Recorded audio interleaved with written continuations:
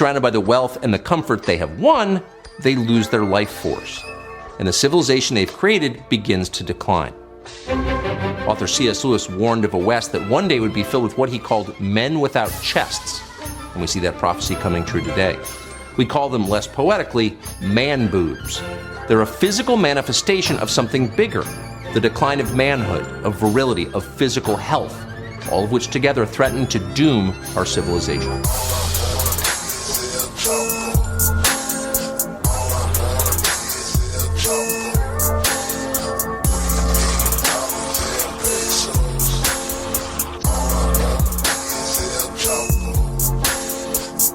Greetings, friends. It is a Monday, November 7th. It's Chapo Trap House coming at you. Me, Will Menaker, joined by Matt and Felix. But today we have two guests with us, and we are going to investigate today the manosphere, the world of masculinity influencers. What should I do about my diet? Sex and dating tips.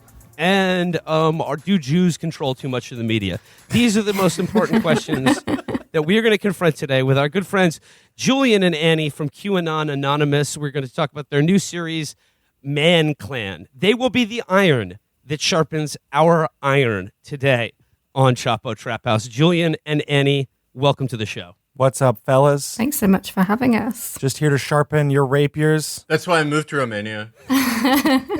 Those accusations. Julian and Annie, let me start you off with this.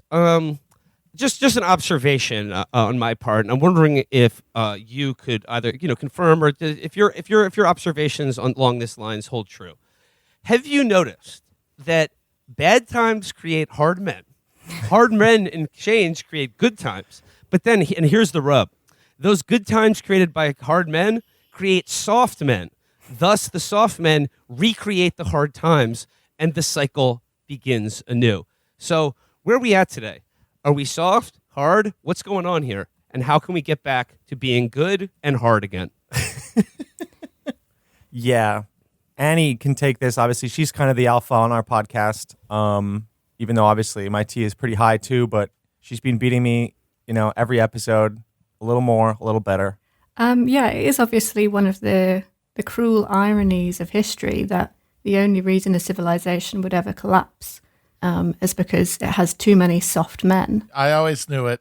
I always looked around myself and I looked at my pudgy fellow men and in the mirror and I was like, this is it. This is why we're going down. The best part about that quote, by the way, which is like passed around a lot, is you'd think it was like some classical piece of literature or whatever. Oh, but it's yeah. actually, it's from this like set of like 7 really awful fiction novels by this guy who just like made up this like alpha kind of protagonist. And it comes up when they're debating whether they should execute a like lefty that they've captured. And basically Ted Cruz is president in the fictional world. And they're like, should we kill this guy? And everyone's like, well, maybe we should just imprison him. And then the alpha guy is like, no, he will make bad times through his softness. We need to kill him now. So executing Marxists is at the basis of that sweet ass fucking idiom. If you want to create a soft society, start putting people in jail. I mean, it just like doesn't seem right because like the British took over pretty much the entire world. When the thing you would do back then is like write a letter to your friend that's like, I miss the warmth of your bosom. I miss the timbre of your breath on my neck. And that was just your friend. And your wife, you shook her hand once every 35 years. They were pretty fruity with their shit. It's true. That was like the Cecil Rhodes era. But then when they were like, we have to act hard, around World War II, stiff upper lip, that's when they lost everything. It all fell apart. Well, the thing about it is, these guys, they're all fixated on getting the right vitamins and shit, right? Having the perfect stacks. Yeah, These guys are missing out, crucially, on vitamin D. That stands for dialectical materialism. Because this is trying to explain the past if you cannot even see material conditions as a factor in human events. Like you live in a world where it's invisible to you. Like that's the ideological screen that you live with. And that's the one that America creates, really. So it makes sense that they start with that. And if you look at history, there's no way you can see material because that's a constraint on the individual. And the idea that the individual is constrained is ideologically verboten for them. So it's got to be, the people got soft, not the contradictions embedded in the class rule that undergirded society over time with, material conditions changing and being depleted, creates internal crises that can't be resolved. No matter how fruity the people in charge are with their shit. No, I think that's really true. I mean, I guess one thing that I found in the Tucker Carlson documentary especially, but I think this is a really common theme in lots of the masculinity influences that we study, is this tightrope that they seem to walk between telling their audience, that life is terrible, it's alienating and horrible, and it's not your fault. But also, critically, I think, telling them there's absolutely nothing they can do to change that. It's so, the only kind of advice that they give them is so internal, literally internal a lot of the time. It's, focusing on your diet and what vitamins you're intaking and drinking raw eggs and stuff like that. It's so anti-solidarity in that sense. So even if it is kind of acknowledging the problems, even in a kind of oblique sort of way, this ideology finds it necessary to obscure the fact that there could be any kind of collective solution. But I mean, isn't that really just a recognition of reality? Like, isn't that the problem we're faced with here? Is that, like, this whole movement is based on a fundamental, an acknowledgement of a reality that we are in a post-political world. That, like these short, like, forgetting long-term trends, the likelihood that politics will make our lives better, is largely gone at the base of American experience. It still exists in the more cosseted, upper echelons, which is what makes culture. But like at the grassroots, there's a recognition that politics is over. And whatever this is, it is at least a thing you can do for yourself that will make your life better. And what is the alternative to that? There is none. Right. The thing that I got from this is not that they're forming a Freikorps through this Tucker Carlson original or signature series or whatever they call it. It's more that it's sort of like a slapdash lifestyle brand, which I guess is kind of the only thing you can do. If politics is out. If we're not only in a post-politics world, but kind of like a post-friendship world, post-anything world, post-actual, relating to people through community and affinity, and just I have to know this guy so we can grapple together in the gym and to find new grass-fed meats to eat. That it's the only thing is to make goop for men, which is kind of what this is. It is goop for men, and you have to you basically use your testicles as the stress balls for the alienation, and you're damn, they are big and juicy, and you just kind of reach down and go, that's okay, I'm fine. I'm recentering myself on my nuts. I'm breathing into my balls. Yeah, but I mean, I think what I find so funny about it is it's almost an inversion of, I suppose, the kind of superficially feminist advertising that was so common for beauty products, 5 to 10 years ago, which, was kind of stick it to the patriarchy and kind of buy this fancy soap or this fancy shampoo, because it's using the language of revolution. They're all kind of saying stuff like, the regime doesn't want you to know this. Iron sharpens iron. All it takes is a few strong men to take down the government. But then the only routine that they're offering is kind of a self-care one. Do you know? Right, exactly. Because that's the difference between the moment we live in now and the moment that produced fascism, is that the kind of guys we're talking about in this movie are the kind of guys who in the 1920s and 30s in Germany would have joined the SA. They would have been in the streets. They would have been in a uniform. They would have had a fucking truncheon, and they would have gone to rallies and strikes and meetings with fellow SA members, and they would have cracked people's fucking heads open. Those exact guys in the current moment, their answer to the political crisis of the time is, how can I save my ass? And the answer is, what can I sell to somebody a little dumber, a little more desperate than I am, to keep me afloat, keep my head above water? That's what they're doing. And only the bigger losers, the more disorganized dipshits who couldn't have gotten into the fucking SA are actually out there street fighting. To Matt's point, I'm wondering of Julian and Annie's reaction to this. So I watched the Tucker Carlson testicle tanning video, and I listened to the first 3 episodes of MANCLAN. And I opened up today's show with the old cliche about the good men, good time, the hard men, good times contradiction, and how you can't have one without leading to blah blah blah. But then what I noticed is, like, to Matt's point about how this isn't really about politics; it's only about what you can do to make your life better. That's true, but where I would depart after listening to the show is the idea that it does make your life better. So I would like your guys' thoughts on this. What I noticed is the bad times create hard men dynamic applies to the manosphere as they go through a similar metamorphosis from bad times, aka not getting pussy, to good times, getting pussy, to bad times back again where you have to get hard again, aka Christian nationalism, to getting soft again, which is pitching multi-level marketing schemes. Yes. And the thing is, though, like what I realized is that the more obsessed with masculinity you get through the internet, the more stereotypically feminine in a misogynist context you behave. And I'm talking about, as a man, having insane eating disorders, being hysterical, a fear of the outside world, a need for religion, and a sort of all-consuming concern for the children. Basically, all these guys become Victorian dowagers because they need top so badly. Well, yeah. I mean, it's a bunch of 19-year-old men who have baby fever. Yeah, their nut is going bad. Their biological clock is ticking. They're almost 20. Right. I mean, but I also I am sort of sympathetic to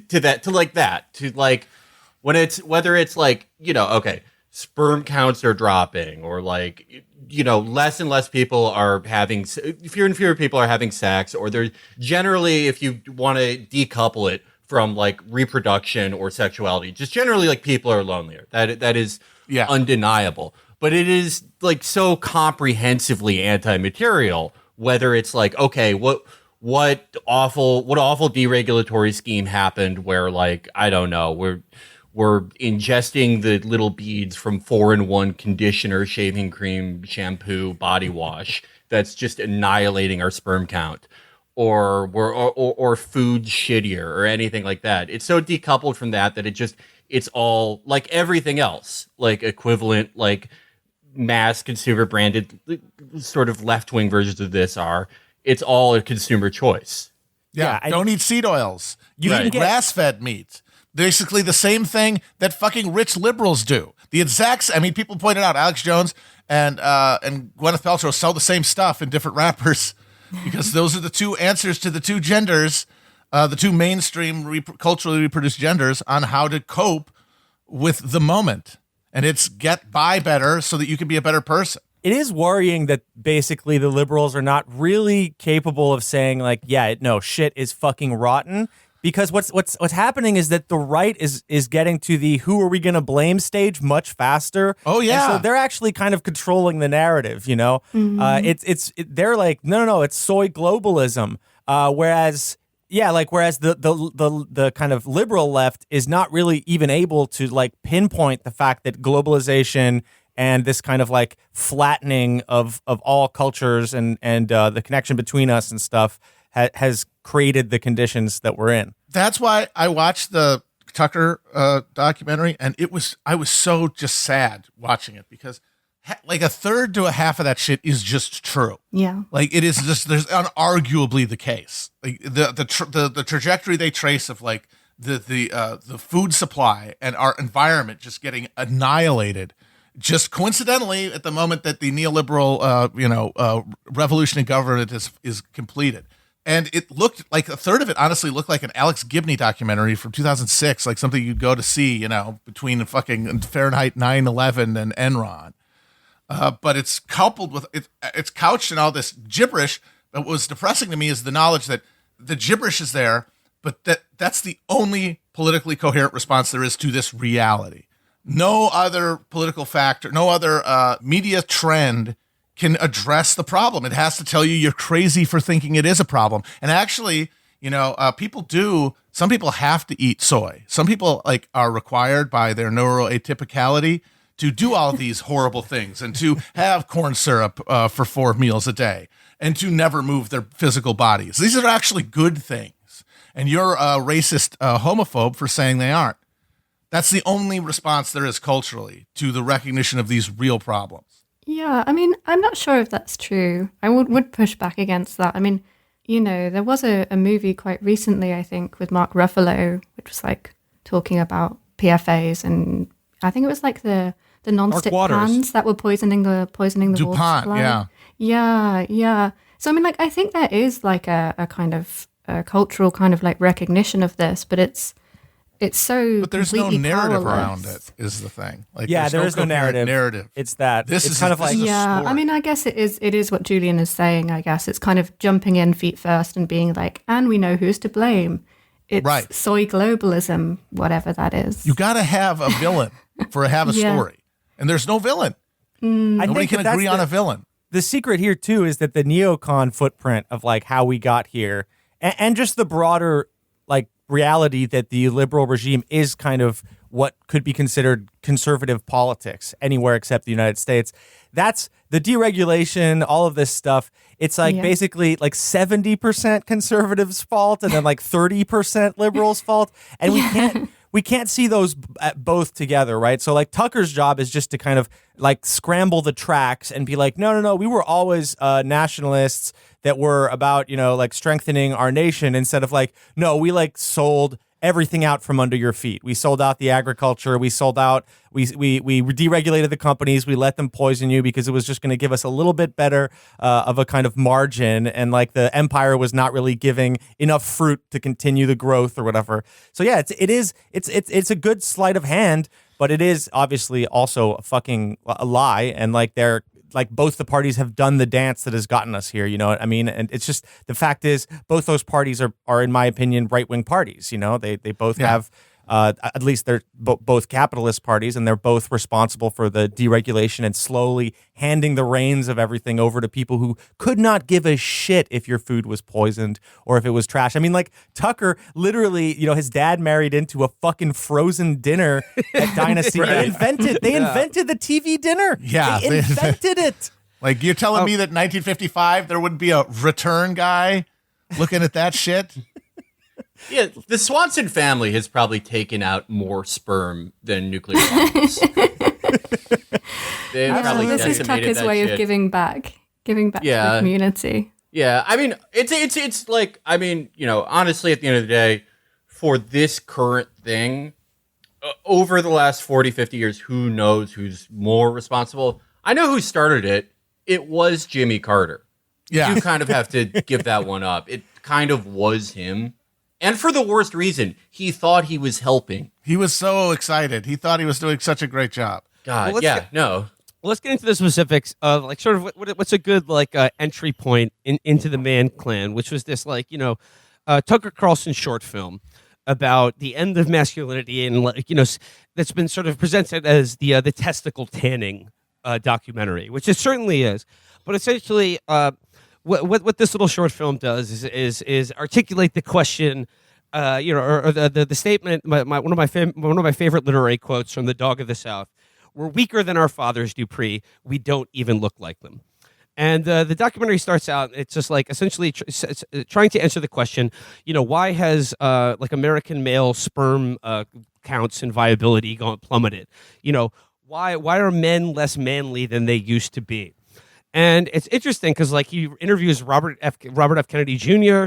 and like scientists who like a food scientist who has been censored by the FDA, and the answer to the question is, why do we not look like our fathers anymore? Is that for the last 40 or 50 years, as Matt and Felix are talking about, we have been systematically poisoned by big agriculture and pharmaceutical companies, which is true. Yes. But the problem is, then it gets into this fucking like this circus of nonsense about like like eating disorders and working out and all this shit. And instead of like, oh well, it's the regulatory capture, or there could be like solutions to this. It's like, okay, how do you combat this? Well, you foment a hatred of women, minorities, Marxists. Like, I mean, like what starts out as essentially like health and nutrition and masculine mentoring just immediately becomes standard right-wing, like bigotries and directing the hatred against, a loss of control over one's own life to Marxists, feminists. So like, how does that process work? Like, how did the pickup artist community, or what was essentially advice on health and dating for young men like mutate into like an obsession with the Frankfurt School and cultural Marxism? Yeah, I mean, this is a really interesting phenomenon. When I started my PhD about the manosphere, but it kind of ended up being about the alt-right purely because that's what bar one site that I was studying all devolved into. And it was a really interesting process. I think it was partly to do with social media. When I first started kind of researching these places, there were a lot of isolated forums and blogs and things like that, which didn't actually have much connection with one another. But as they kind of started networking over social media, they began borrowing each other's language and finding the new handy phrases for kind of, I guess, expressing your resentment of women, but also your resentment of what you felt was kind of a subversion of the natural hierarchy in general, which didn't just have to be about women. It could be about LGBT, it could be about civil rights. And so, these places started borrowing language from each other, swapping ideas. And that was just the trend that things were going, I think, especially with Trump's kind of election campaign that got lots of them going kind of very in the MAGA direction. And you kind of notice a difference in what becomes the fantasies on these places as well. It was a really common fantasy in lots of anti-feminist spaces that there will be this day of reckoning.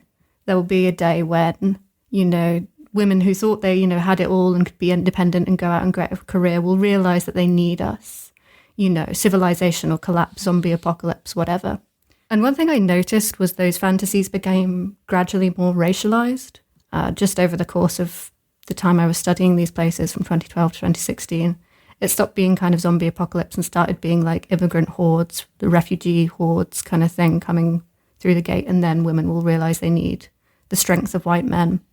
So I think it's about a preoccupation with subversion. You're essentially kind of teaching people to kind of keep an eye out for subversion wherever you might see it, subversion of natural hierarchies, but also I think a preoccupation with domination. Like lots of these places start out as, ways for guys not to feel so bad about getting rejected, but they turn into a preoccupation with domination, fear of being dominated by women, but obviously if you're kind of feeding an anxiety like that, it won't just stay with women.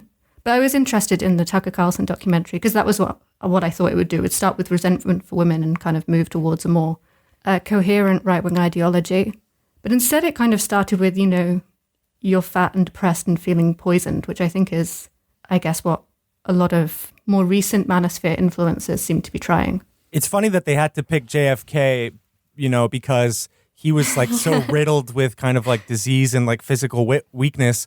And then he got obsessed with this like World War II veteran who was doing this La Sierra High School PE program, which essentially like put people in color categories and like isolated like low performing students to kind of make sure that they, were more open to instruction. But it is like going back to the kind of idea that like the empire's reach was starting to decay, right? And like the idea that the face of the empire was actually, or like what accomplished the American empire was a bunch of kind of effete, out of shape men. And the cruelty of these effete men was what actually allowed a lot of these structures to be built or whatever. But the problem is that like now the idea is like, well, no, but those effete men, at least they fucking hated gay people. At least they like knew like where to put, like how to put women in their place or whatever. And so you have this kind of like dichotomy of like having to rewrite history of like, oh yeah. Actually, no, it was a bunch of strong men that we used to have instead of like the reality of things. And they have to fucking fall back on JFK because it's easy because he was killed. So he was killed because he wanted us to be strong, obviously. That's like in the documentary, they do basically say that he wanted kids to be strong again. And then so they fucking killed him. Yeah, the movie implies that he was killed because he wanted PE to come back to American schools. Yeah. I mean, it's a new one. I like Well, they that. didn't start the presidential fitness test until after JFK came out. I mean, I remember, wasn't it the Kennedy fitness test? I remember cursing him.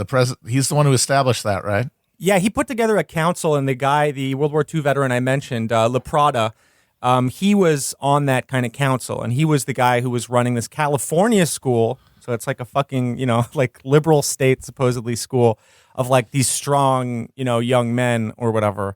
And the idea was basically just like, we had to fucking fight World War II, and now you fucking pussies are just enjoying the spoils, and you only basically go to, like to war if you're after like Vietnam, certainly, like if you're kind of if you want to, But we used to all have to do this. And that's bullshit, I remember cheating at the sit and reach for that fucking thing. I hated it. Well, That's probably why I became a soy boy. Something that Annie said that I thought was interesting was about the fear, like not the fear, but like the wish that like, yeah, civilization collapses and then women will have to run back to us. And then that morphs into, third world hordes are going to come in and actually we're going to save them from like, I remember a late 2000s, early 2010s internet thing was Eurabia. That was a huge thing. Oh, yeah. Of Muslims taking over the EU. And sort of similar to the self-improvement and seed oils and soy and that type of thing. The interesting thing to me about all this is that it takes these things that are kind of like always like things that men have always done in a modern context that range from like normal to like kind of embarrassing, but everyone does it.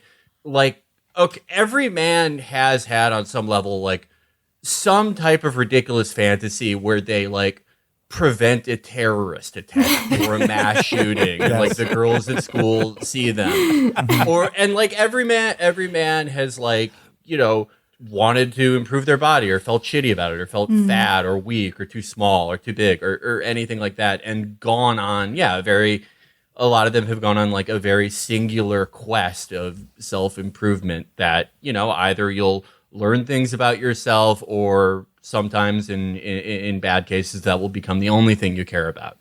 But all these things that previously existed, they morphed when everyone became more insane, when in the 2010s, everyone became exposed to each other's every thought all the time. When everyone got shuffled into the same spaces, the same three places online, it did. Obviously, there are other factors, but I think that contributed to making people fucking insane. Yeah, I don't think there is like much of a recognition that really there's a lot of loneliness out there, and that like people do talk about like put down your fucking phone, but it's pretty rich coming from people who are basically only appearing to you through your phone, right? Yeah. So This is the most internet shit in the world. Yeah, it's like, put down your phone and stop watching my YouTube. Fuck. Wait, no. Actually, it's the Marxists. Like, you have to find something because we're all caught in the same fucking thing. At the end of the day, we're just fighting for what is the kind of cultural facade that will oversee the decline of the empire. So who is the infiltrator as opposed to like, what is the aesthetic facade that I would like to see on this shitty decaying empire? You know what I mean? Like, so, yeah, I don't know. It's kind of like, we're all just like yelling at each other in a cul-de-sac, basically. Well, and back to the end of Men, the Tucker Carlson documentary, and then I want to get into some of the specific manofluencers that you guys have studied. But yeah, like back to Matt's original point that this is a product of like a kind of that everyone has gotten to the idea that like politics is a dead end for changing our society. That essentially like it's locked in, the algorithm, the market is in control, and the wheel only turns in one direction. So the point of this movie is that like we're being poisoned. We're fatter, we're more depressed, we're less healthy, we're less connected to other human beings. And of course, because it's, Tucker Carlson doing this, it's not like he's going to advocate for, I don't know, universal health care as part of an overall like wellness program or mental health or any kind of like real regulation of our food supply. So all you're left with are individual choices to purify not just one's body, but one's mind and social circle. So it just becomes, like you got to cut out the evil things like seed oils, and then you have to cut out the influence of the mother. But what this all boils down to is like what these guys talk about. It's a return to what they regard as like a natural order of things, which is, like, of course, this inherently fascist idea that, like, men are to be dominant over women, that, whites are to be dominant over other races, and that, like, the introduction of feminine influences or the influences of different sexualities or gender identities or immigrant populations are like introducing, Teflon into your body. And it's making our, not just your body sick, but like our society sick, because we've rejected this sort of biological natural order and hierarchy. Could you guys talk about that? Yeah, I mean, I think the idea of having rejected the natural hierarchy is a really curious one. And I think it does go a little part of the way to explaining why it's such a predictable trajectory that most of these sites and most of these influences will go on. You kind of mentioned it earlier, where it kind of starts being about picking up chicks, and in the end you're kind of a Christian nationalist who, says you need to have, have a virginal trad wife and go and live on a farm Those somewhere. both are run counter to each other. Like getting as much pussy as possible and being a warrior for Christ are like on the opposite. They cancel each other out. But it's such a common trajectory, and part of it I think is just people get older, right? But I think another part of it is, I guess, it revolves around this understanding of a natural hierarchy, because essentially, in order for you to say, two things have to be true in this mindset. One is that men are naturally dominant over women, and women are happy being kind of passive, submissive, kind of housewives. And this is the way that history has always been as well, in their understanding. This isn't a kind of anachronistic post-war thing. This is just how history has always been. But also, something happened. The women went crazy. In the 1960s, suddenly they all burned their bras and decided they wanted to go and work in an office. And so how does that happen? How do women become dominant over men if this is the natural, eternal hierarchy? And it's a kind of answer that just needs a conspiracy theory. Someone needs to have told the women to do that. Someone needs to have influenced them. And obviously, if you're a budding neo-Nazi hanging out on these forums, you've got a really easy answer for who told them to do that. But it doesn't have to, necessarily be so explicit. But it eventually, will always result in this understanding that there is this sinister kind of cabal essentially running things that have upended and subverted this natural hierarchy.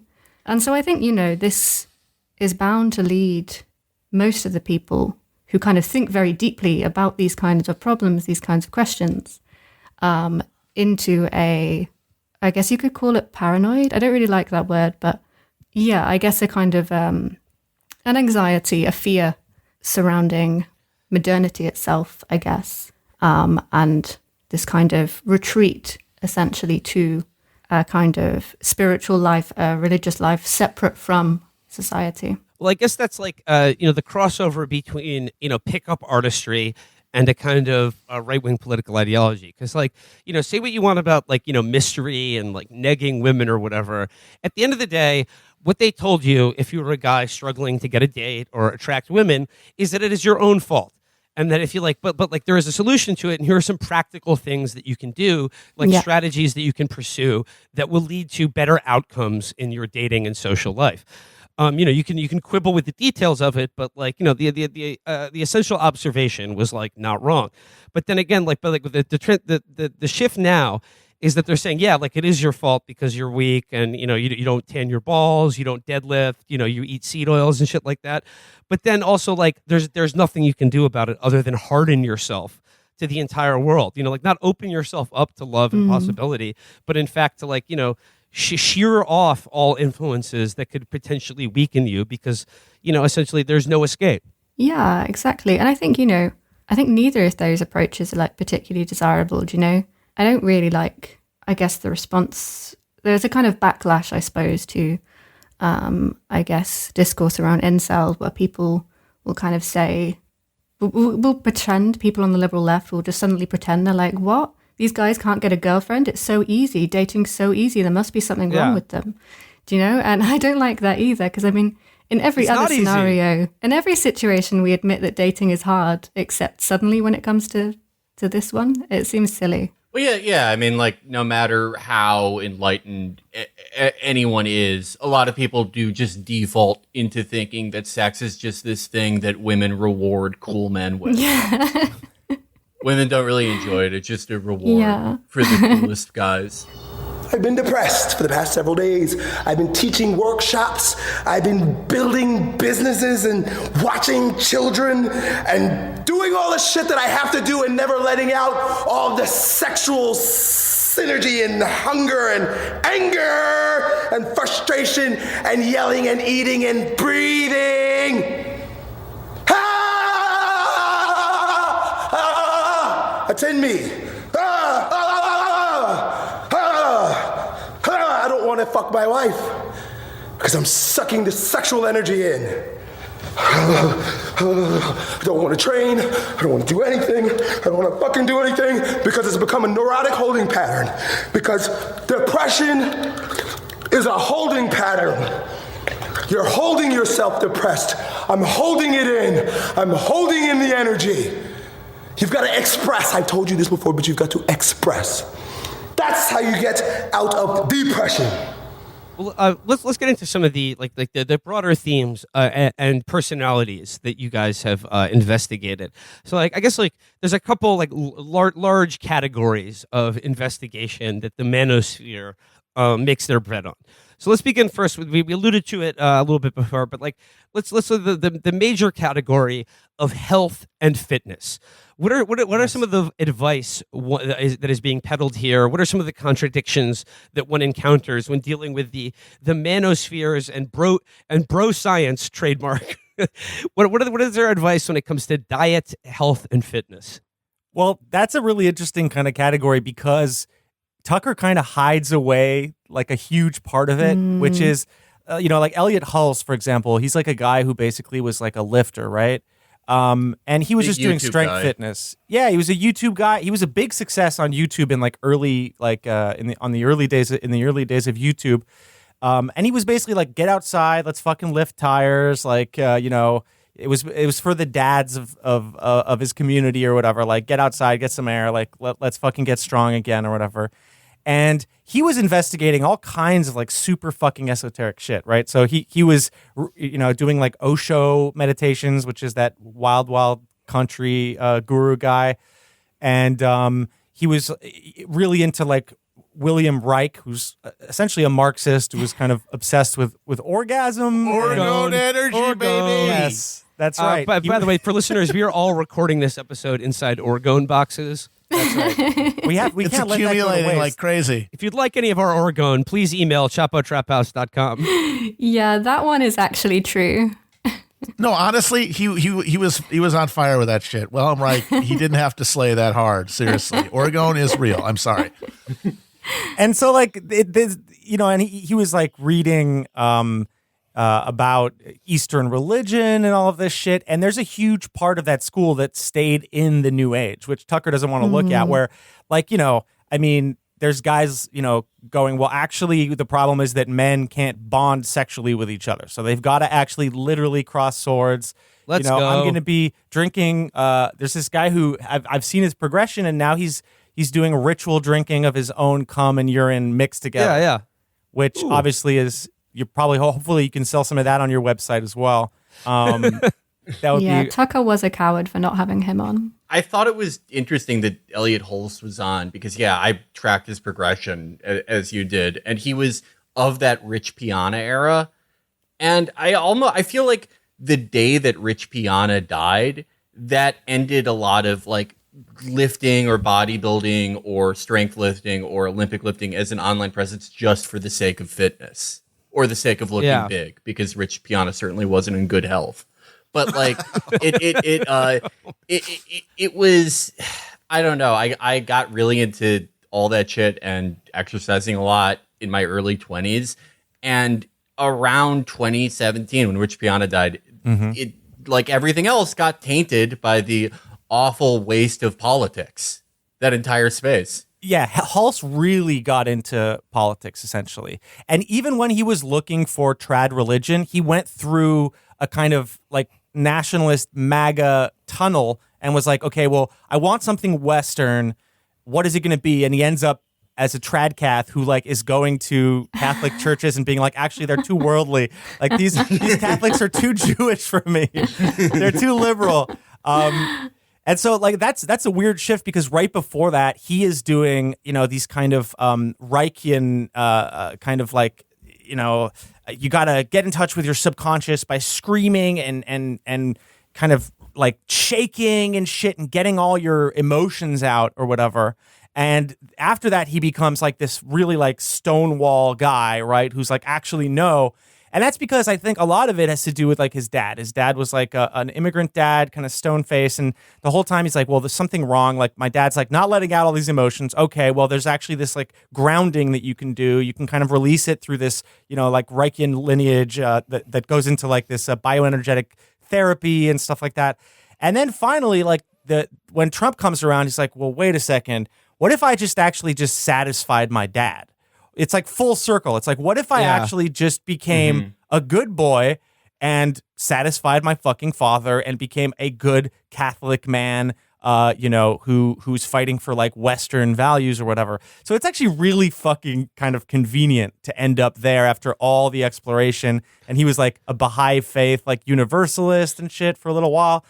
And but of course, like his idea of religion is also a fantasy. There is no actual. That's why he's so frustrated with all the Catholic churches he goes to with his wife. Because it's like, well, fuck, none of these people are talking about like the phalanx of manliness that we're going to form and like kill the lefties with. All the stuff before that, that he was doing, and all the stuff that a lot of these guys were getting into around that time, sort of right before Trump.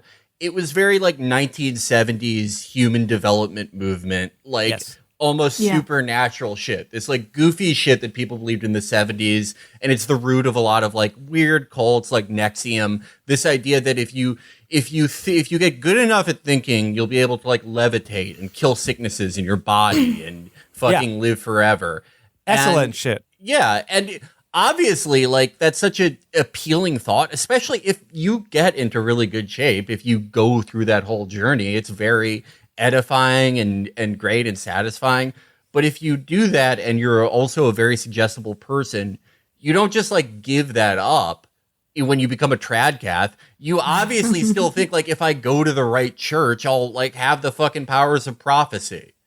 I'll have Samson's power. As if they don't do any of this fucking Vatican II shit, I'll have these powers that I thought I could have when I was studying this stupid 1970s esoteric bullshit. Okay, so here's the thing I want to talk about in terms of diet and health. It's like, okay, like in terms of like food as culture war. Look, steak, that's always going to be for the fellas. Salad, gross. That's for women. Don't like it. Get it out of here. What I want to know though is how is that classic, like, sort of American red meat hamburger kind of thing, and gross vegetables, they suck. I don't like eating them. How did that go from like I said, like cultivating insane eating disorders in men? Like, why is it necessary to eat a goat's testicle raw? What is up with eating raw organ meat, raw beef? What is the aversion to cooking? Is that also an agent of feminization? Yeah, I mean, I think the meat thing is really fascinating. One thing we talked a little bit about on our episode on Liver King was how it's kind of understanding of different foods being for different genders is just like, it's such an artifact of modernity in itself. Do you know? Previously, kind of households, but before I think like the 1860s, the household all eats together. You don't have time to be kind of like making different food for different people. So it kind of doesn't really make sense. There's no real mention of, men should be eating this and women should be eating that. Then there's, a kind of sort of first wave of kind of women hitting the workforce.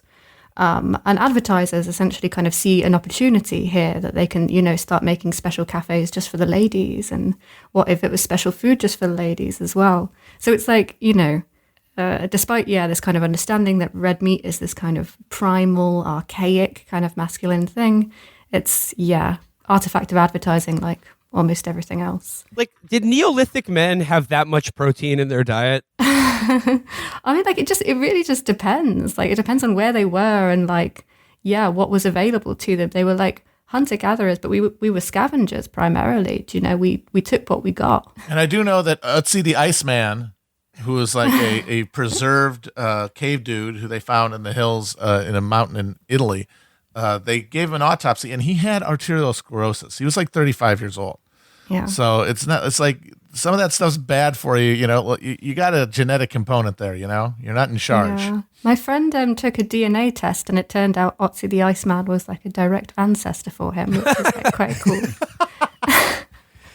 Yeah, like Liver King's very funny because it's like he is choosing to eat, completely raw testicles, but he has like a fleet of vehicles He rides a jet ski. You know, he has a private chef who does all this stuff for him. And so the idea is like, yeah. Private butcher, not a chef. He's not cooking anything. He's just chopping balls off left and right.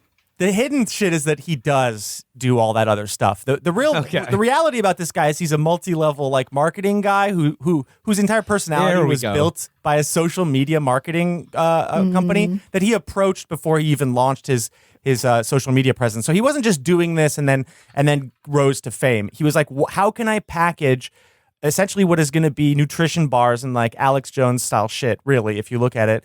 How can I make this look better? But then like there's even a shot of him, like he does all this like short form content. And one of them is like he's lifting in the shower. And if you look in the reflection of the shower thing, you can see a sink in his bathroom that's just covered with Budweisers, right? Which is like he's not supposed to be drinking all this beer shit. Is for guys too. Beer is for the fellas. And he is a swollen, I wouldn't even say swole, because he is swollen and has been fighting the kind of not natty, claims that he's been have been addressed to him. But it's funny to me that he kind of rose in that place of like, eat naturally and be like your ancestors. Because like he's like, riding a private jet. He does actually eat all this other stuff as well. And he just realized, if I become like the most extreme version of this, it works much, much better for social media. And people have just taken him on face value for that. Like he'll go to MMA fights and eat liver with the MMA guys because it's like his shtick, right? Like it's like, oh, you're strong and you're an MMA guy, but can you eat a bunch of raw liver off a plate? And the answer is no, because it's fucking nasty. Yeah, they used to do that on Fear Factor. This was not a diet. This was like a challenge to win money on television. Yes. Yeah, I mean, I guess if you're someone like Liver King, you're just looking at the market right now, and it's so saturated with guys who say you have to eat steak. Like Jordan Peterson was doing that, years ago. So you have to go take it to the next extreme. And, bless Liver King, that's exactly what he does. He just picks like the most disgusting foods to eat on camera, like, kind of raw testicles and stuff like that. And it's partially, I think, just it's a USP thing, He's got essentially challenging the rest of them to kind of catch him up on that and make it boring. If you think about like his ancestors too, I mean, like you said, Matt, like these people had like crazy deficiencies. They would probably eat like if the gatherers bring in some vegetables or whatever, like you're going to fucking eat the vegetables. But Liver King will set up a whole scene where he has all these raw meats. He'll have a big, nicely made salad in front of him, and he'll open his video by taking the salad and throwing it behind him, like fuck smashing. Yeah, fuck the salad. Yeah, I mean, your ancestors would be weeping at that. Like, that could have fed the whole village. You're wasting the nice salad. All right, so moving on from diet and exercise. All right, we alluded to before, but like religion. Like the manosphere's attitude towards religion, and like the irony of all of this growing out of a movement that was just about picking up chicks, and then morphing into Christianity. But what are some of the and you alluded to it on the show. It was one of the funniest like contradictions that arises here, is that a lot of these guys they grow up either sort of secular or drifting away from the faith of their family or whatever, and then they're like, yes, I need something traditional.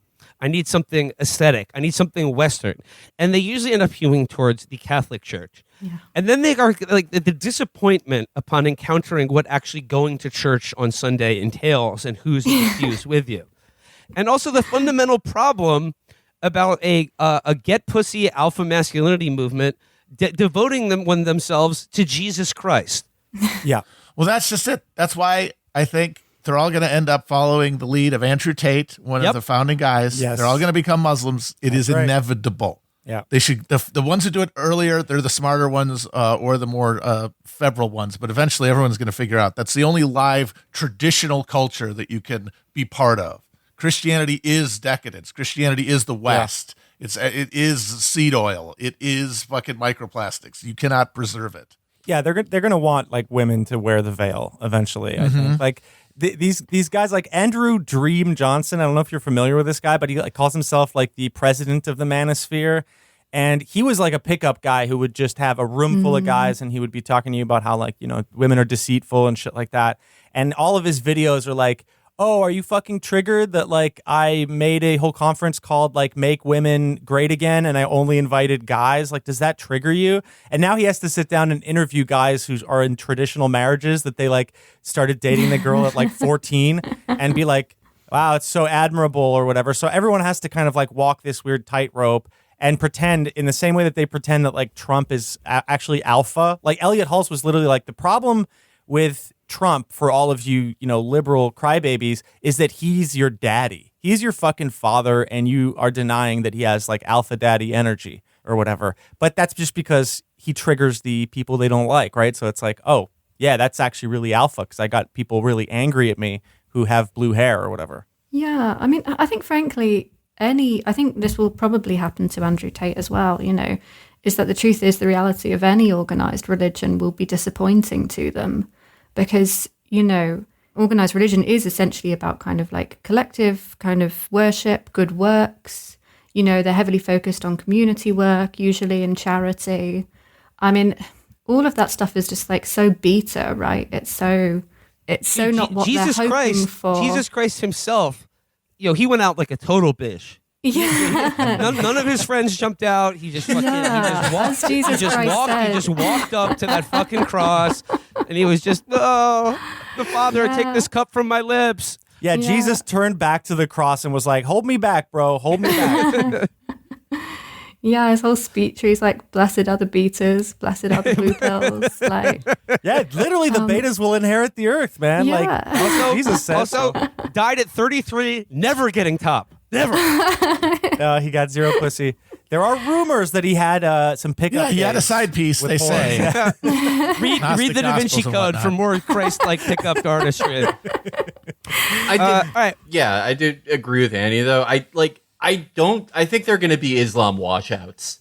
Oh, no, they can't hack it. I mean, it's all fake. They're all trying to reproduce this culture that they're only bystanders to because they've been fully soyified. That they're refusing to be dialectical again. They're trying to claim some extinct or alien structure that they can't reproduce in their social lives because they don't have social lives, which means it'll end up disappointing them and be cast out for something else. Yeah. I mean, it's like Elliot Hulse is as I said, a trad marriage. He met the girl at 14, and he's only ever been with one person. And yet his advice to like married men who don't have sex anymore is like, walk by your wife and just grab her by the pussy. Literally.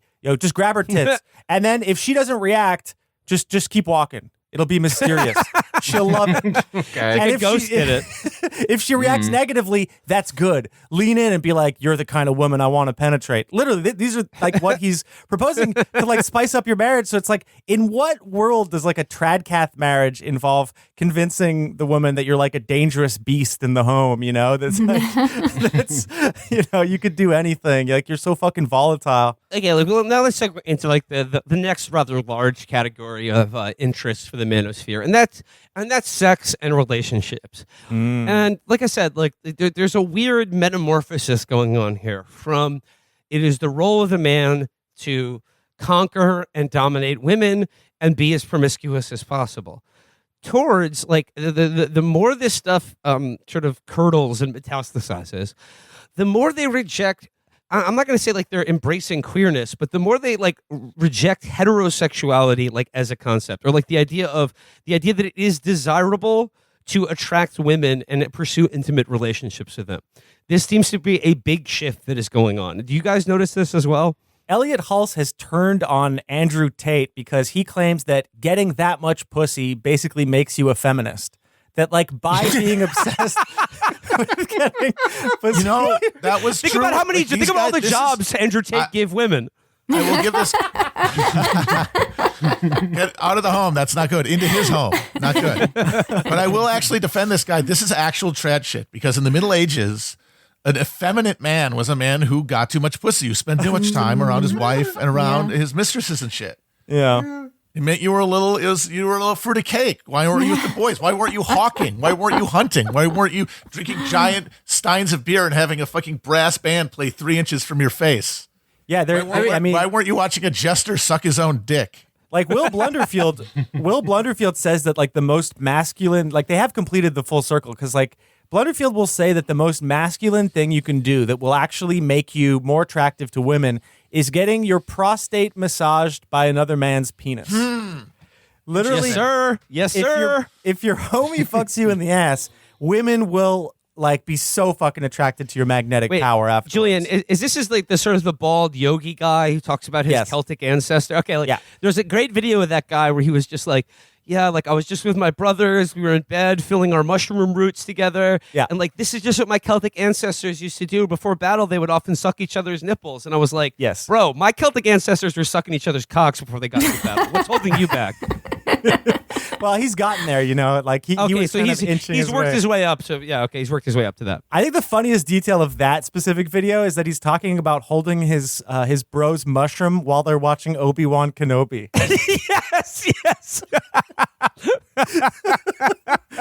Yeah. These guys all want to be Alexander the Great.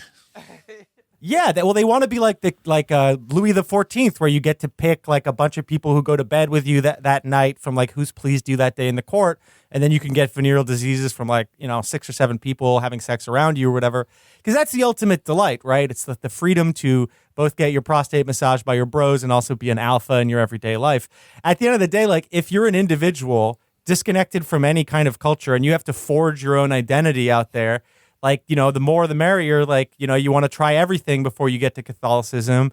You want to like, there's nothing that isn't included in like the plate of experiences that you can then form your identity from or whatever, right? You don't want to give up any of the snacks. You want to try them all. Yeah, and we at ManClan would recommend that. We recommend I think exploring so. your options, totally.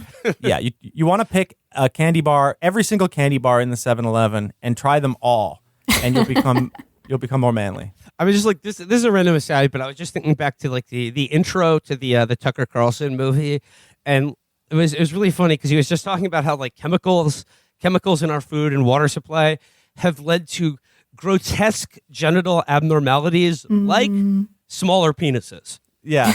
And then he goes on to like, it's basically like half of it is talking to RFK Jr. and the other half is like stock footage from like 1950s like physical fitness catalogs of like Charles Atlas muscle men. And he was just like, Yes. just to be clear, this is not gay. And in fact, we've already being accused of being gay because, they don't want to like, they want to undermine the message.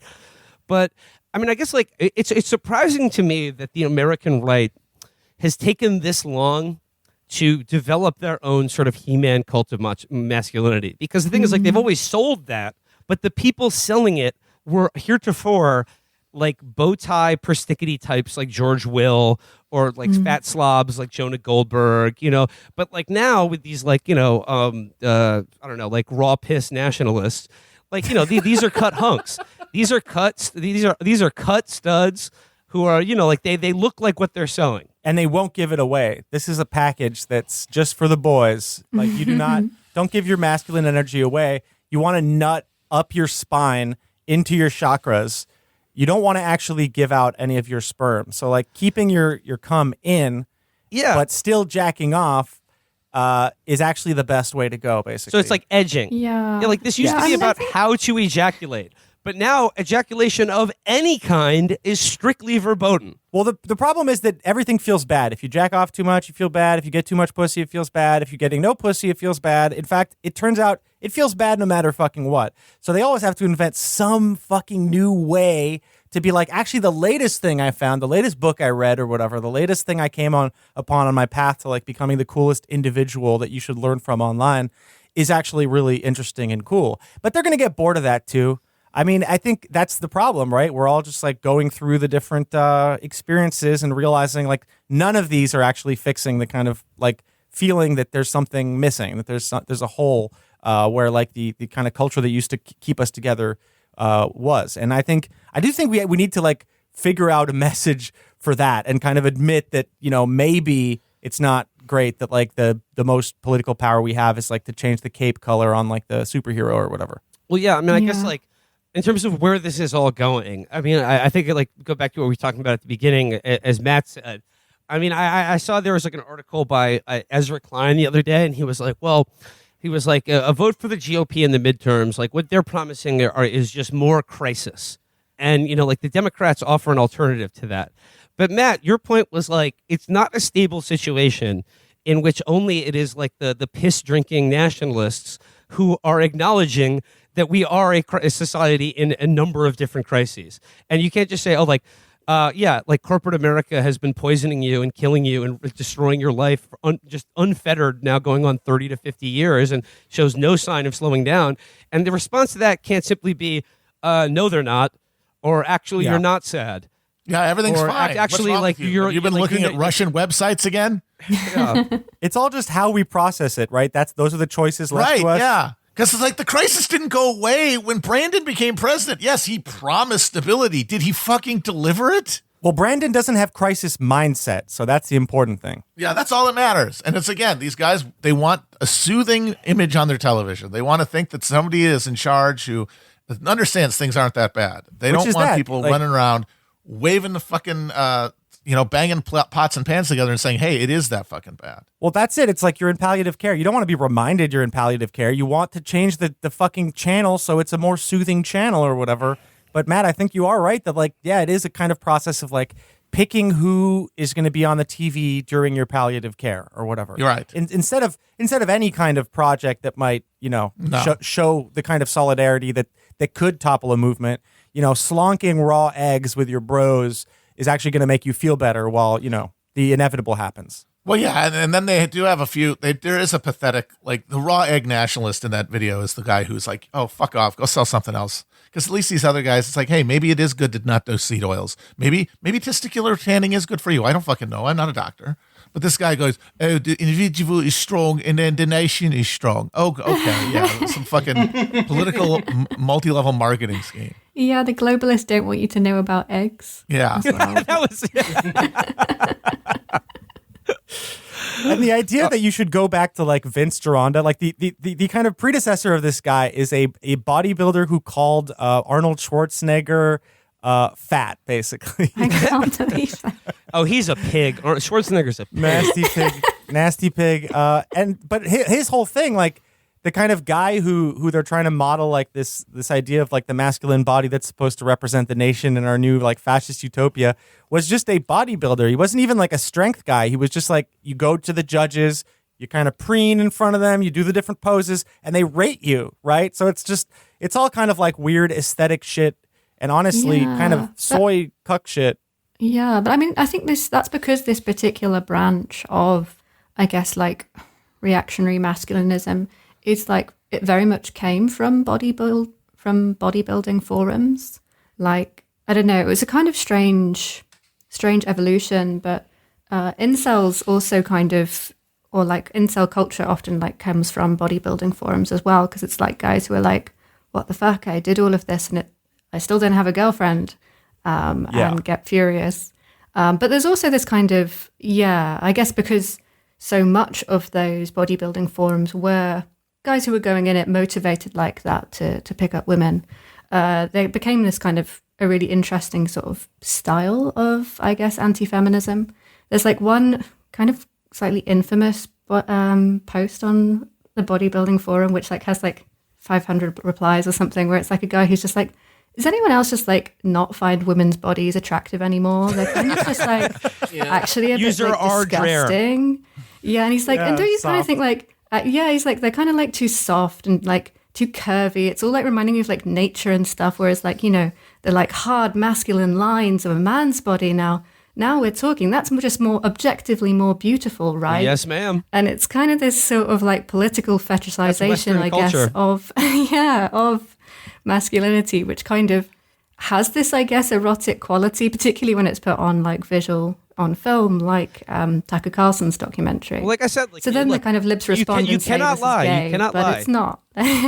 Look, you cannot lie. The testicle tanning guys, they look good. The bodies are hitting. The funny part is that Benjamin Braddock guy, who's the supposed testicle tanning influencer in that documentary. I went on his Twitter, and he is just fucking bitching about Bolsonaro that was so funny. losing. Just endless tweets about how it sucks, and that it's a U.S.-backed coup that made Lula win, and the leftists are now doing we're violence. mad about U.S.-backed coups. So he's just and also I think Tucker basically wanted him to say tanning, because it's not even tanning. It's literally red light. Red right? light. Yeah. It's just red light, and they've shown that it can like wounds will close faster. There is like medical background to that, but it's not even actually tanning. This coward would never sit under a sun lamp and put his precious balls in front of it. Oh, I was just going to say, like, because there are guys who do tan their balls, right? Like, that's like I guess more on the more kind of new age side of it. And I guess they got it from, I think, it was a like new age women's practice, like in the 70s, I think. It was called like sunning your yoni. Getting your yoni out there. Yeah. So they've kind of like adopted that. And then I guess, decided to make it like alpha. I will not get with a woman unless her clit is tanned. The more obsessed you get with alpha masculinity, the more you will turn your brain into a chick. And by that, I'm sorry, don't mean too offensive, a stereotypical misogynist view of what a woman behaves and thinks like. Yeah, no, the thesis is proven. Hulse, the kind of finale of his trajectory is he's now doing a war on Vice, and by that he means Vice News, because he's pissed off about this piece that they put out on him. I support that. Hey, I'm with you. But then he's also selling this like Patriot product, MLM thing, and he's selling it by being like, defeat communism and piss off the globalists by buying these products. Get rich while pissing off the communists. Oh, yeah, because the hook is that none of the products are made in China, right? Yeah, So- communist China. Yeah. The other funny thing about the Tucker Carlson documentary is just all the interjections from Tucker himself, because it's like half of it's like a shirtless guy cutting down a tree with an axe. And then it cuts back to like Tucker's studio and he's just sitting there in a blue Oxford shirt. And look, like Tucker's not like the ugliest man in the world, but he has, I'm sorry, very soft feminine features. The motherfucker wore a bow tie for 30 fucking years on television in public. Yeah, but who remembers that, man? Who remembers that? No one can remember anything. And also, like the way he, shall we say, carefully edited his interview with Kanye West. I mean, he carefully edits details of his own life. Like, for instance, did he and his family get the vaccination or not? Did he get the clot shot? What he says to that is like, hey, buddy, I didn't ask you the last time you fucked your wife. And it's just like, okay, well. Is he an actual deep state operative? How about that one? Yeah. How about like what happened with that CIA, the process of trying to get in? Did they not let you in because maybe you had a better role to play as a kind of Anderson Cooper out there? Wait, did he actually try and join the CIA? Yeah, he was turned down, supposedly. I mean, they say he tried to, but plenty of people quit or fired the CIA or never formally joined it who had arrangements with them. Oh, I thought that was just like part of your joke. Oh, no, I was not joking on MANCLAN. Like, he did try to join, and I mean, yeah, if you have him on the right and Anderson Cooper on the left, I think we have a great balanced media. Did Anderson Cooper try and join the CIA as well? Oh, well, no comment there. Annie, I'll send you some documents after this. Annie, do your research, okay? Just do further research. Yeah, do your own research, Annie. I'm sick of this shit. He's just a Vanderbilt. I mean, Tucker never saw like an imperial expansion he didn't love until 2016, and even then, it's the exact same shit. He is chasing an audience. He's like all these guys. He's just the biggest version of any of these motherfuckers. Like, that's why people say he's going to run for president. He's too fucking lazy to run for president. Yeah, why would you give up being the TV guy? Yeah, you get to say whatever you want. Everybody hangs on your every word. You triggered the libs more than anybody else without having to campaign and see regular scumbag humans and get up before noon. I have a blind item about Cooper if you want it. Obviously cannot prove that this is true in any way. I'm sure the source that gave it to me is full of shit or whatever. But apparently they had during this debunking craze, which, our podcast, we try to not just do this kind of debunking that I don't know, something like CNN would do or whatever. But they got into this whole misinformation, disinformation thing, and they started to explore conspiracy theories. And they got interested in well, there's so many conspiracy theories about you, Anderson. Wouldn't it be cool if we did a bit on that? And so this is obviously totally blind item, but they started the process of that, and things got so fucking weird that they were like, yeah, never mind, let's just can this bit.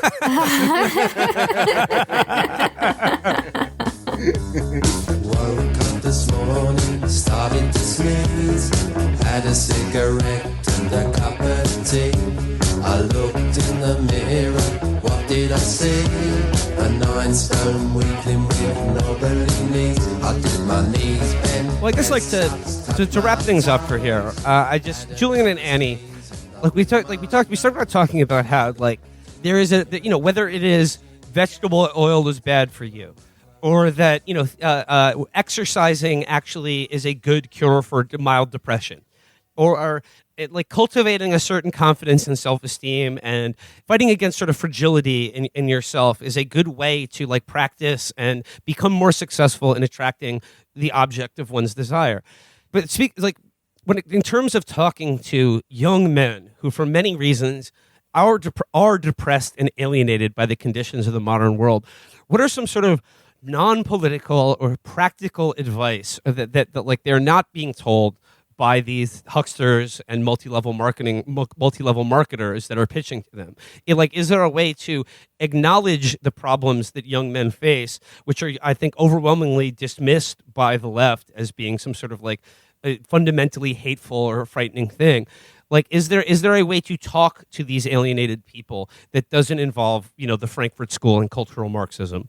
Damn, yeah. That's a hard one. I mean, I think that we have to admit that you guys have been talking about this a bit recently, like our phones and the constant kind of living through an image of yourself and others.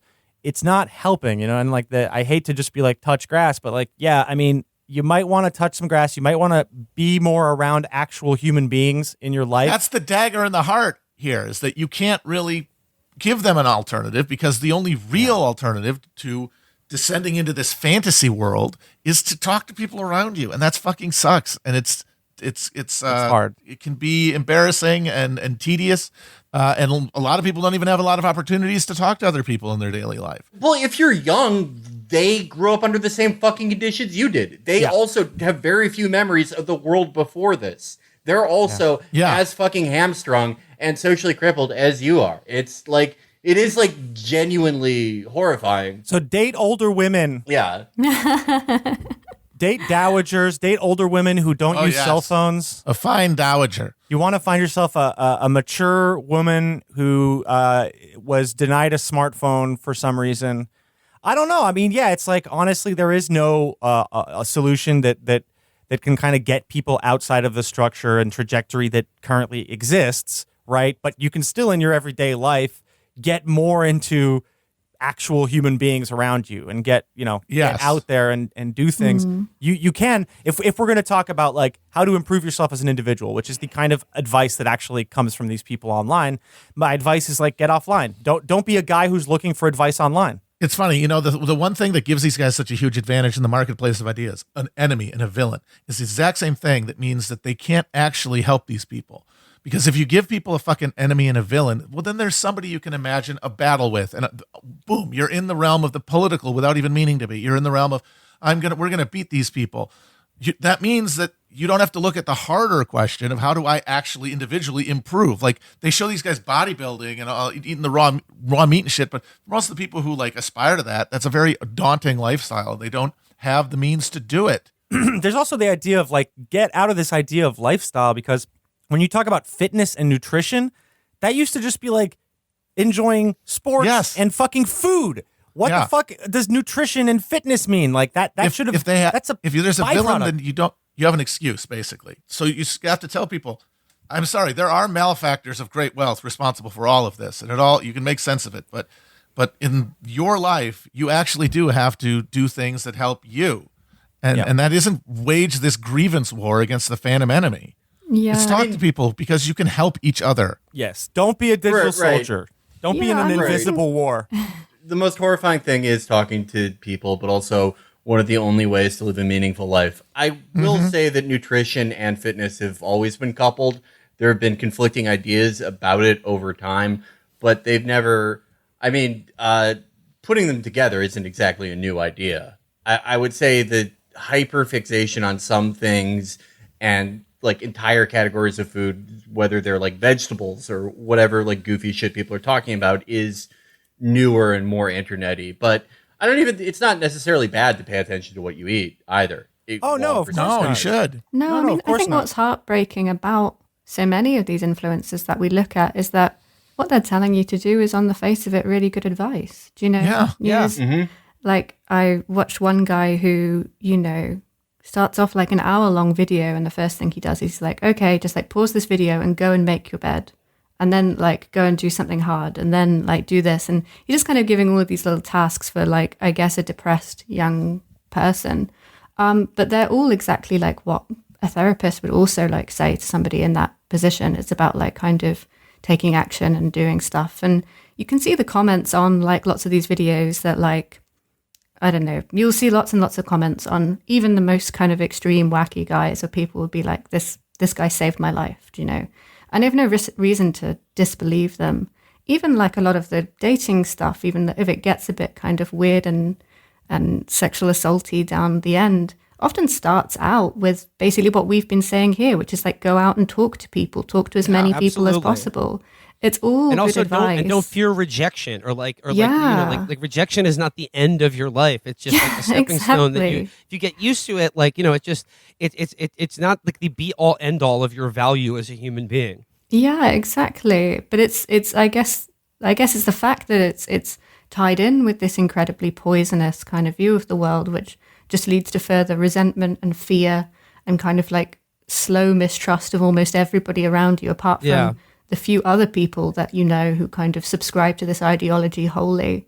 I guess it's about uncoupling that. It's about uncoupling essentially this generally quite good, innocuous like lifestyle advice for people who, as we know, kind of like are facing an epidemic of kind of loneliness and alienation from, I guess, this kind of status anxiety that it seems to be so malignantly tied up with in like, manosphere politics. Not everything is like tuning to become your best self. Like there's actually life. And what I meant by addressing fitness and nutrition, it's like get into things where nutrition and fitness are a part of the process. They're not sort of like end in and of themselves. Yeah. Like I think that this is also a very like, you know, kind of Western or like US centric way of thinking of self-development and becoming the cool, the best and perfect individual or whatever. Yeah, you know, get out of like, get out of that sphere of things of like life is a tuning process to your perfect self, because it denies essentially death, decay, and the reality of that side of things. Well, I don't know. I this may seem counterintuitive or contradictory to everything we said about getting out and talking to people, but I do sincerely think there's a value, especially for young people who have very few memories before this gamified human interaction and communication. Try to spend some time not escaping from your own thoughts. Yeah. Even when you think that you are totally alone, you are still inundated with this slot machine of human communication, or like a game or something you're just watching in the background just so you can hear the audio of people talking, so you don't have to think about where you are in that moment in your life or anything. Yeah. That doesn't mean you just, you know, work out and then you have your designated talking to people time and then sit alone in a room. You're not a prisoner. You shouldn't live like that. But there is some value to not just mortgaging away every moment that you have with yourself, and not managing and delaying every silent moment with yourself. I think people now are so alienated from their own thoughts and they don't even know what they unadulterated want. selves that it's torture to them, to a lot of us, when they're first put outside of it. Yeah, I hate the Shavasana part in yoga. Along the lines of Julian and Felix, your thoughts here. I mean, like, as best I can, like, offer any kind of practical advice or like just a way to think about these things. I mean, I think back to my, early 20s, in which I was probably at my most angry and depressed, young, like lonely young man. And I remember thinking when I graduated college, like, if I don't have like a job, a place of my own, and like a relationship, or just the comfort of, you know, fun, meaningless sex, if I don't have at least two of those three things, I'm going to kill myself. And for a long time, I didn't have any of those fucking things. And it was fucking miserable. But I think, like, looking back on it now, the way out of it was like each one of those things of like self-improvement makes the other thing more likely. And you can't just you will achieve the one that you really want by focusing on the other. Like, it's a reinforcing thing that you're never going to get at directly. But crucially, in all areas, you have to be actively engaged in your life. And like, it's something that you've said, and I'll repeat again, it's like this feeling of passivity that's so easy to encourage in yourself and to fall into. And the way out of it is by actively engaging with your own life, and you will achieve like a career, real responsibilities, friendships, and have like more opportunity to meet the person who you could end up being in a relationship with or even having sex with if you pursue the other areas of your life that just one thing leads to another, and each successive step will make the next one easier. But the more you withdraw inward, the more you end up, with an anger towards the rest of the world, a hatred of women, which is really just a hatred of yourself and your own passivity. Yeah, and if you go through life max minning, like you're not going to enjoy any of the processes, right? Because a lot of the good parts of life that are kind of open-ended, ambiguous, like they involve interactions and being out there in the world or whatever, they're not necessarily going to get your stats up or whatever, right? I mean, it's not a fucking RPG.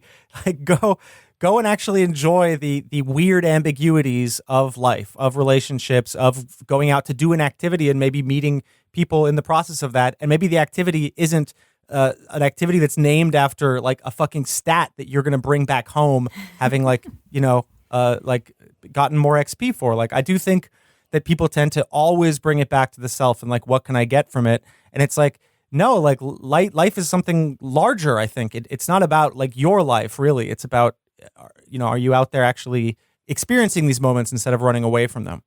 Sounds new agey or whatever, but basically don't take advice online. If you're going to meditate, you can just meditate. You can find some guy who like made a guided meditation years ago who doesn't have an MLM to sell you. If you want to work out, you can work out at your like local gym. You can meet somebody who's into it and fucking get inspired by that person or whatever. There are ways to like replicate all of this stuff that is being essentially like cataloged and commercialized online for self-improvement in reality, and it's not going to be perfect. It won't be the best advice that you'll get from like that random guy you met, but it'll be real advice from a human being, not like someone who's being designed by a social media company. Julian, that's a great place to leave it, and also a great place to remind our listeners that I will be selling my alpha brainwave semen. Yes. I'll be sending Menneker loads. Check the website. We'll be selling those. I'll be selling loads and urine to maximize your brainwave potential. I've been a subscriber, and like the Menneker boxes, they seem to like, I don't know, like the cum is thinner than it used to be or something. Have you guys been doing cost saving on that, or because like the vials are not as full? Are you diluting the cum? Well, we can't have your product going out under the Chapo brand. This is only the highest quality semen, we promise. Do not get stepped on piss. Do not get stepped on cum. Look, by the 10th load of the day, it's pretty difficult to be roping out high quality product. But look, listeners, I will do better. All right, Julian and Annie, I want to thank you guys so much for joining us. If people would like to listen to the QAnon Anonymous MANCLAN series and delve even further into the world of the manosphere and its many exciting and hilarious personalities, where can they go? They can go to patreon.com/QAnon Anonymous, or just look for QAnon Anonymous on any kind of podcast distributor platform. And on Twitter, we're QAnon Anonymous. So come and hang out, come and get content. $5 a month and everything's included, I mean, we basically copied the Chapo model. And there's even a really cool conspiracy theory by this like Radlib guy out there that I want to mention that says that you guys made us so that we could forgive Russian crimes in the sphere of disinformation. So facts. Thanks for that. Facts. We'll be taking our cut. We'll be taking our cut of the MANCLAN. We'll work that out later. Yeah, I'll send you some loads. Julian, Annie, QAnon Anonymous. Thank you so much for joining us today. Thank you. Thanks for having us. All right. Till next time, guys.